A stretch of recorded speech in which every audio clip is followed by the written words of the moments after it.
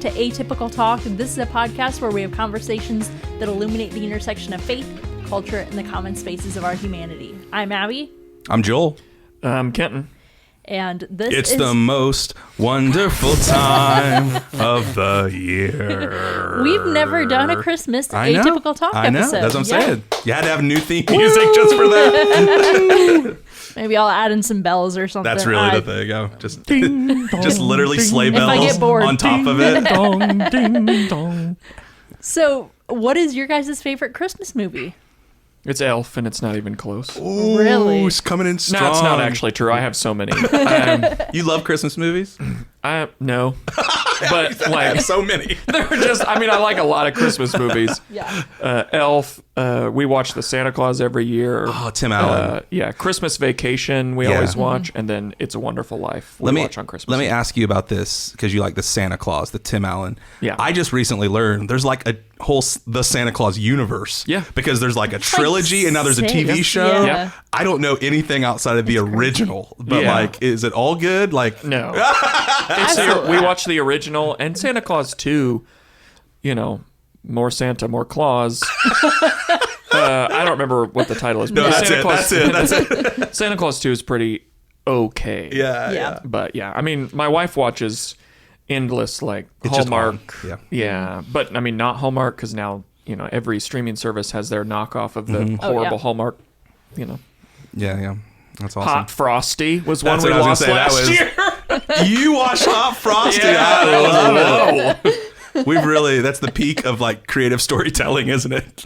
Let's make Frosty the Snowman, but make him sexy. Yeah. Let's go. Wild. It's perfect. Yeah. Oh my God. Mine is, Elf is up there because like Elf is like the very first like non-animated movie that I think we were able to watch with Jack around Christmas, and he thinks it's just so funny. All the gross stuff, like eating the gum off of the Subway thing and the syrup on everything. He loved that, and that's like a classic. But like for Megan and I mean, for the first 11 years of our marriage where we had no kids, like we would on Christmas Eve we would watch National Lampoon's Christmas Vacation. So that movie is just, it's top notch, and it's just got great one-liners and just great moments. So Christmas with the Cranks is also similar that to one that. is good. with the ham, right? Yep. Yeah. It's classic. So yeah, what about you, Abby? Yeah. My favorite is The Muppet Christmas Carol. That's a really good one. No, Yeah, deep yeah, cut, it's good, but I yeah. know exactly what you're talking about. It's really wild. good. Yes. I haven't watched it this year yet, but that's one that I watch every single year. Yeah. But I also love It's a Wonderful Life. That's also a Christmas You love Eve that movie. tradition. I love that, Yeah. And so that's my favorite thing, just turning that on. And sometimes I don't even make it all the way through because it's a long Basically movie. never. Yeah. I get to the sad part, and then I fall asleep. Yeah. Yep. I think for me too, I'm thinking about showing at least our oldest this year, but I remember being young and loving this movie called Jingle All the Way. Oh, yeah. I showed Lucas that last year. He hated it. Okay, apparently it's so bad. It's Arnold Schwarzenegger really and bad. That's what I Sinbad. thought about the toys. It's all about the toy called the Turboman. The Turboman. It's good. I love that movie. So I'm like so afraid to go back and watch it and be Yeah. like, this is so bad. How did I ever think this was good? But I'm pretty sure there's a scene of like the Macy's Day Parade, Yep, there and is. Arnold Schwarzenegger, the Governor, gets in a costume, and it's going to be so bad. But I'm really looking forward to It's good. that this year. Turboman. It's super cheesy, but yeah, it's a classic. Love it. Our first topic today is a Relevant magazine article titled "A Case for Not Instagramming Your Holidays." The holiday season should bring people together through meaningful community, yet our social media habits often work against this goal. The constant urge to photograph and share every moment on social media can actually stomp on the life-giving community that creates genuine holiday joy. Before Instagramming everything this holiday season, we should ask ourselves important questions about our social sharing habits. Are we missing real connections with loved ones because we're staring at screens instead of faces? How might our posts affect people spending the holidays alone? What messages are we conveying about what truly matters?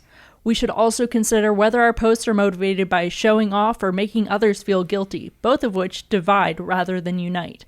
The holidays are meant to be a time for slowing down and savoring meaningful moments with the people we care about.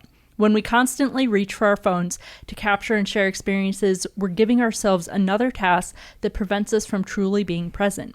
This Christmas, we can prove we understand what the season is really about by Instagramming less and connecting more, allowing ourselves to seal precious moments in our hearts and memories rather than just on our social media feeds. What do you guys think about the author's points in this article? I thought it was really interesting, and on the whole, I was challenged by it, but also like agreed with the heart behind it. I love some of the questions that were asked in the article about are we actually missing the real connections in front of us so that we could document and share? How might this be received by somebody who might be struggling or lonely, and sort of showing off in that kind of a way? So, yeah, I mostly connected with it, but I'm curious about you two because I'm an elder millennial, and I'm wondering, what your guys' thoughts were about the sharing of Christmas to other people in social media. What were your guys' thoughts on this? For me, I like to take photos on Christmas, but I feel like I don't often post them. Like sometimes I'll post one or two, but I don't post my whole morning and everything that's going on. But I love to capture the moments because I know like my grandma and my mom would like to look back on those, and it's not necessarily just for me. Yeah. I mean, I think scrapbooking needs to just come back. Yeah, because it's private. And I mean, maybe right? it has. I don't know. Now that we're old, I feel like, things come and go, and I don't even know. But I feel like scrapbooking needs to come back. I was recently going through family albums, and I'm like, from when I was too young to really remember, and I was just like, wow, these are, it's cool to kind of not have the memory, but like see things that you had heard stories about or whatever. And I thought, it's just really not the same to do that now. And I know most scrapbooks, you put it on the shelf and it maybe never gets looked at for ages, but like they just sit on your phone or sit in your Google photo albums. And, the only benefit there, I guess, being that it'll just randomly pop up when it wants to show you something. But yeah, I think there's just so much more value in that because you get to keep it, and the people who you care about the most who may want to see it would be able to, have access to it or see it.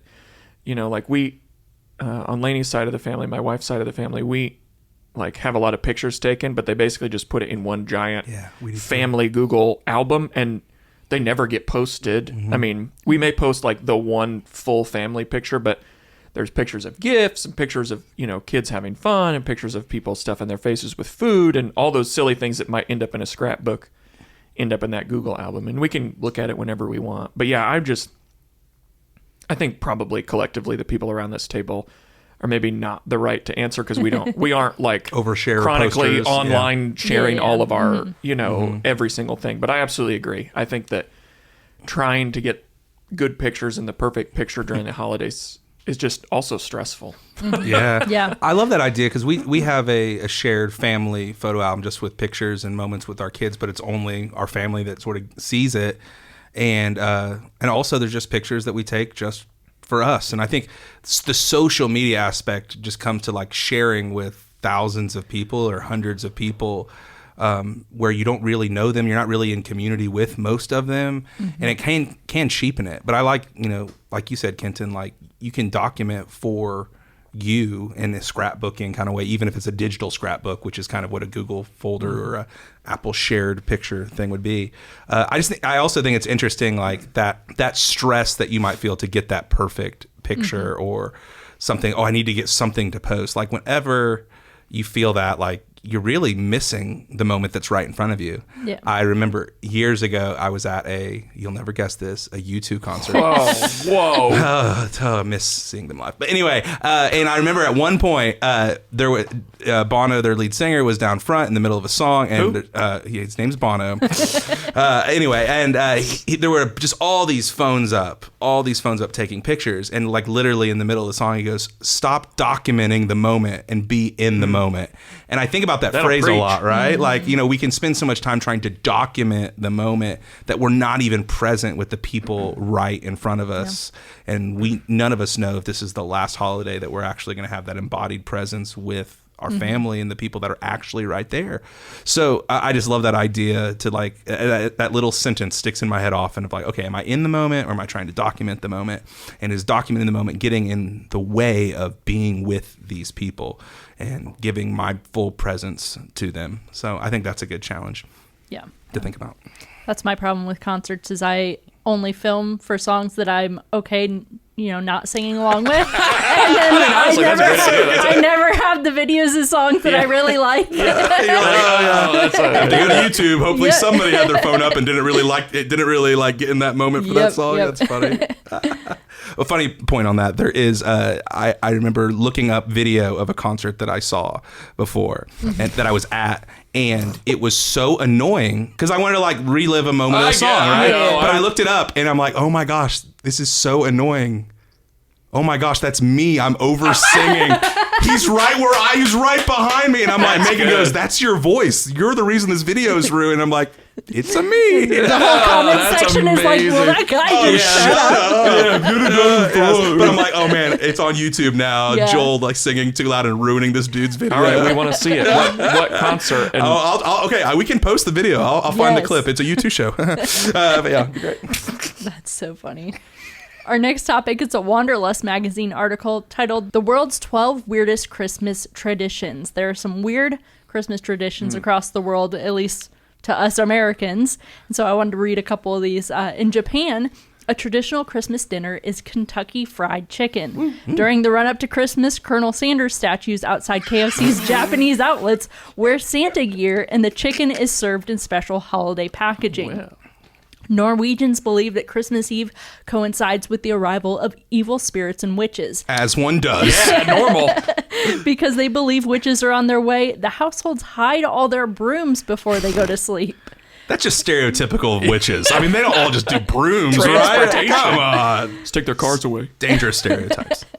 In the week leading up to Christmas, Venezuelans attend a daily church service. In the capital, it's customary to travel to the church service on roller skates. Mm-hmm. It's so common that many roads in the capital are closed until 8 a.m. to provide Christmas worshipers with a safe passage.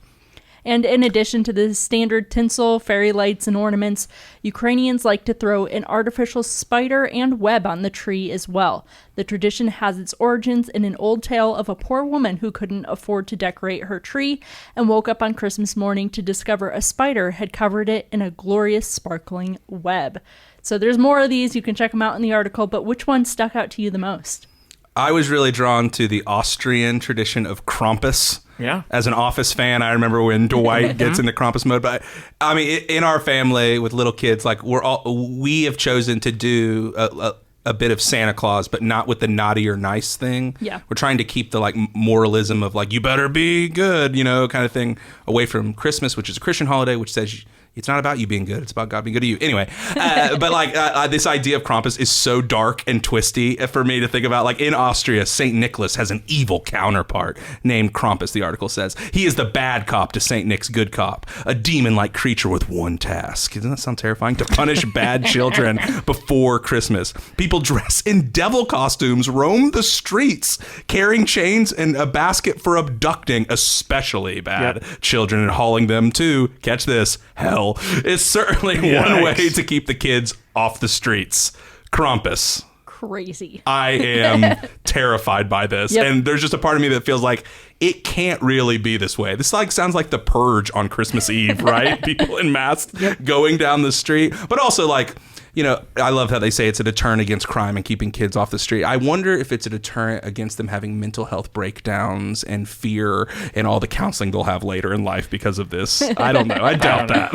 Yeah. I don't know. I really love that in Spain. I knew this would be yours. I knew somebody would have to bring it up in Kenton's on. They have this nice little thing that they put on their table and it's like a wooden log. And they'll start feeding it sweets, and they keep it warm with a blanket. And on Christmas Eve, kids hit the log with sticks, and it poops out it's a technical small term. Gifts and candies. It is called the pooping log. It's incredible. Like I think. Speaking of family traditions, we're starting it. Yeah. My household is the pooping log house. Oh, man. Oh, my gosh. Our boys and your little boy will love that so much. So with the poop humor, this is so good. I just want to know, I always wonder with this, like, how did this come to be? Yeah. And who came up with it? And who said, we're doing this to celebrate the birth of the Lord Jesus? Yeah. Yeah. It's just fascinating to me how different traditions are around the world. Like, maybe I'm just stuck in my little American world, but it's like, how did these all come about? You know, like you hear about the stories of, you know, Santa coming with reindeer and stuff like that, and it's not that way everywhere. Like there's one story about in Sweden about how Santa comes with a goat. Yeah. And it's like, where did this come from? Maybe his reindeer are tired, and so he picks the goats. Yeah. He's like, let's go. I wonder what other countries think about American traditions. Right, yeah. Like, oh, Santa Claus, like this big white dude with a beard goes down your chimney and eats cookies. How ridiculous. How dumb are these Americans? Hit my log. Make it poop. It's just crazy. What traditions do you guys have, either ones that you grew up with or ones that like you started with your kids? My family, we didn't have a bunch of Christmas traditions outside of like the standard, you know, Christmas morning presents and things like that, and dinner with family. Megan's family, they would drive around Kokomo and drive around town and go look at Christmas lights and just listen to Christmas music kind of thing. In our house, the last couple of years with the boys, one of the days right before Christmas, I've gotten them up and we bake cookies for our neighbors. Oh, and that's we just get to deliver on Christmas Eve for our neighbors some cookies. Now, if Joel's baking them, there are a lot of you know, cut the little thing and put them on the tray kind of deal. But try to get a variety for our neighbors and just say Merry Christmas, trying to instill in our boys that it's about giving and not just receiving and that kind of a thing, and getting them to go around and say Merry Christmas, which has been really fun. And as they get older, you know, Christmas movies, things like that too. Yeah, that's fun. What about you, Kenton? Oh, you should probably tell yours because mine's pretty boring. No, I mean, pretty. Wait, this is bowling or is that Thanksgiving? No, I could tell that. I mean, I think that's crazy.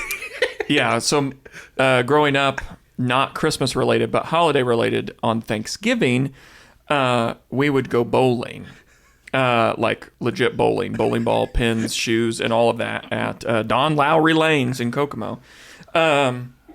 But yeah, we did that and would have like a trophy and all of that kind of stuff, which was awesome. We all loved that. It was great. It's weird that that place was open on Thanksgiving. But no, for Christmas, it's pretty simple. We always did kind of the standard thing. We did go to a lot of, see a lot of Christmas lights and things like that. But I mean, most of the time growing up, my mom was working at a church and stuff like that. So we were often busy on Christmas Eve or things like that. So Christmas morning was pretty relaxed, you know. So we're trying now to kind of figure out, Leo is old enough now, you know, that all things matter. So we're trying to, you know, kind of formulate what our normal traditions are. So yeah, that's fun. So growing up, we'd have our Christmas Eve service on Christmas Eve, and then we'd come home and my mom would make sweet and sour chicken and crab rangoons and egg rolls, and we would have a Chinese dinner. Yeah. And it was so much work. Like, I can't believe that my mom would do that. And then she'd turn around after that's done and prep the Christmas morning breakfast. And the Christmas morning breakfast, it was monkey bread and egg casserole, and it's some of the things I look forward to. Yeah. So, Mom, better be ready when I come home. I thought you were going to say, Mom, you're the best. Yeah, Mom, get it right. Don't be slacking this year. I told the people of the pod. Now they all know. That was amazing. Yeah, but it's one of my favorite Christmas traditions, something simple, but not super simple, but simple for me. I just have to show up and eat. Yeah, that's fair. When we do holidays, so like collectively, maybe this is a Midwestern thing, but are we like Thanksgiving turkeyers and then Christmas hammers? By that I mean ham. I think I got you. Okay. Yeah, that's typically our family. It's either, but I will say there's been a couple times over the last 4 or 5 years that my brother, who's a really good cook, will do like a rib roast and do prime rib for our family, which that'd be cool, man. Just saying, if you're up to it again. He'll just show up like Abby and get ready. Yeah. But it's either ham or it's something, some kind of rib roast kind of thing. There was one time that my now sister-in-law, when she was dating or engaged to my brother, she made beef Wellington for Christmas. Gordon Ramsay's favorite. Oh, man, it was not dry. No. It was so excellent. And so we could always do that again, too, friends. That'd be great. Oh, my gosh. I mean, we have brisket at Thanksgiving, and then like prime rib at Christmas on Lainey's side of the family. So it's all out red meat, but it is pinkies up good. over there. Yeah. So our final topic today, it's a Christianity Today article titled "The Incarnation Sheds Light on Astrophysics." Astrophysicist Deborah Harzma explores how the Incarnation provides profound answers to questions about human significance in our vast universe. Modern science has revealed a cosmos of incomprehensible scale, with hundreds of billions of galaxies, each containing billions of stars, raising doubts for many about humanity's purpose and God's concern for individual people. Yet the Christian narrative offers a stunning counterpoint. The creator of this immense universe chose to become incarnate on our small planet. The physical reality of the Incarnation takes on deeper meaning when viewed through scientific understanding. The atoms in Jesus' body, carbon, nitrogen, oxygen, and other elements, were created through nuclear fusion in stellar cores and scattered across space through supernova explosions, eventually coalescing into our solar system and Earth. When God took on human form, he literally took on stardust, connecting himself not just to humanity, but to all of creation. This cosmic scale doesn't diminish God's personal care.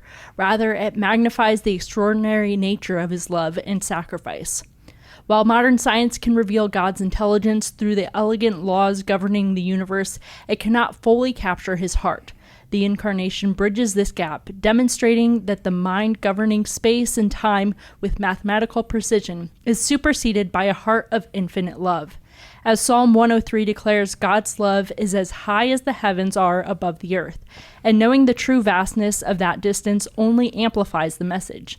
In becoming an approachable, helpless baby, God's declaration is unmistakable. We are intentionally made, deeply known, and profoundly loved. What did you guys think about this article? I thought it was so cool. I love anytime there's a connection between scientific discovery or scientific method and just us trying to understand God and the authors of the scriptures who had no idea about the scientific method or telescopes or astrophysics.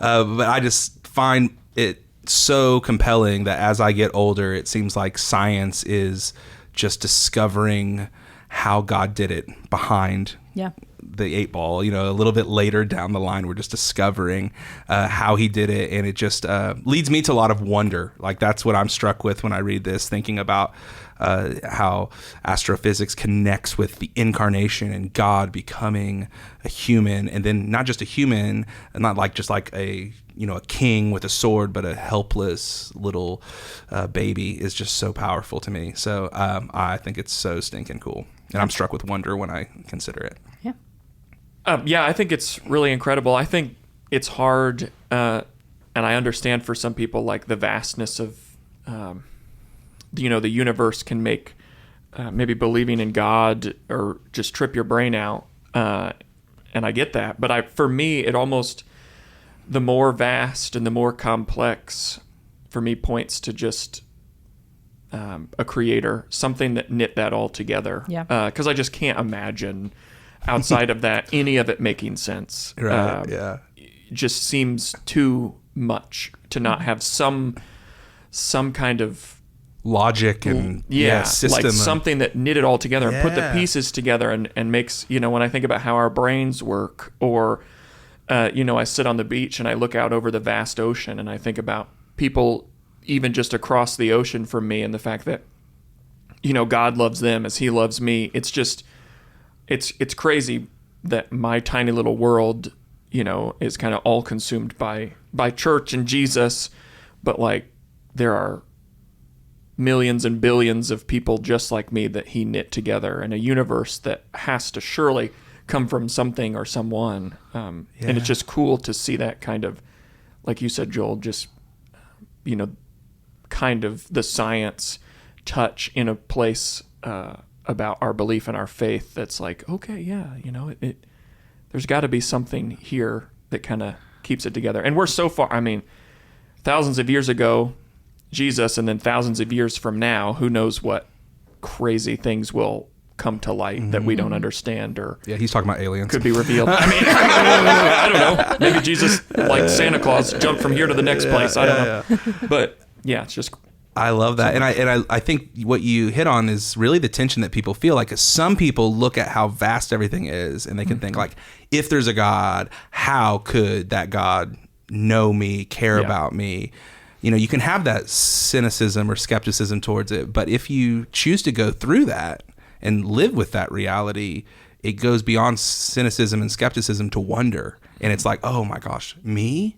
You know, and I just love that. And again, like maybe there's someone listening who you find yourself agnostic or maybe an atheist and you just don't buy into the story of Christianity and God and the Bible. And I'm so glad that you're listening. And but I just think it's really interesting because when you start to see how ordered the galaxy is and how everything has to be built off of everything else to make it all work. It's like, man, okay, atheists, you're choosing to have faith too. Like you're choosing to have faith that this is all accidental.